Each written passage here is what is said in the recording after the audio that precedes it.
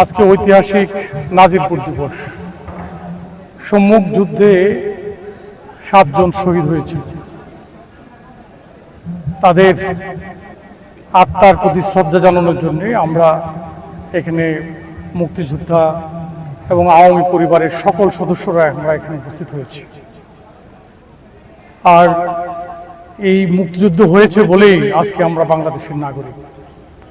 আমরা একটা লাল সবুজের পতাকার দাবিদার, এটা জাতীয় সঙ্গীতের দাবিদার। মুক্তিযুদ্ধ আর বাংলাদেশ এর আলাদা কিছু নয়। তো যারা বাংলাদেশই মানে না, যারা লাল সবুজের পতাকাই মানে না, তারা তো বিভিন্ন সময় বিভিন্ন ষড়যন্ত্র করে, এটা আপনারা জানেন।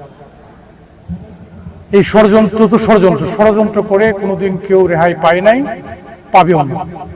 এই লাল সবুজের পতাকা উড়বে, আমার সোনার বাংলা আমি তোমায় ভালোবাসি, এই জাতীয় সঙ্গীত বাংলার মানুষ গাইবে, এবং একটা সুন্দর বাংলাদেশ, যেটা বঙ্গবন্ধু স্বপ্ন দেখতেন এবং তার কন্যা বঙ্গবন্ধুর কন্যা শেখ হাসিনা একটা ডিজিটাল বাংলাদেশ, স্মার্ট বাংলাদেশ গড়ার জন্য যে অপ্রতিরোধ্য উন্নয়নের কাজ করে যাচ্ছেন, এই কাজ অব্যাহত থাকবে।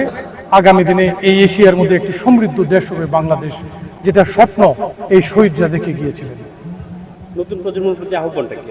আমরা অবশ্যই আমাদের ইতিহাস আমরা পড়ব, আমাদের জন্ম বাংলাদেশের জন্ম, এবং আমাদের জাতির পিতার কি স্বপ্ন দেখেছিলেন এই বাংলাদেশকে নিয়ে, আমরা কিভাবে এই বাংলাদেশটা পেলাম, এই বিষয়টা আমাদের সকলের মনে রাখতে হবে, পড়তে হবে, জানতে হবে এবং অন্তরে ধারণ করতে হবে।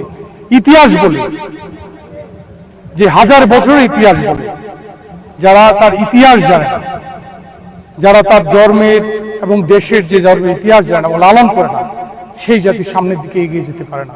কাজে আমাদেরকে সামনের দিকে এগোতে হলে আমাদের সত্যিকারের ইতিহাসটাকে আমাদের অন্তরে ধারণ করতে হবে, এবং সেটাকে সামনে রেখেই আমাদেরকে এগিয়ে যেতে হবে, যেভাবে বাংলাদেশ এগিয়ে যাচ্ছে।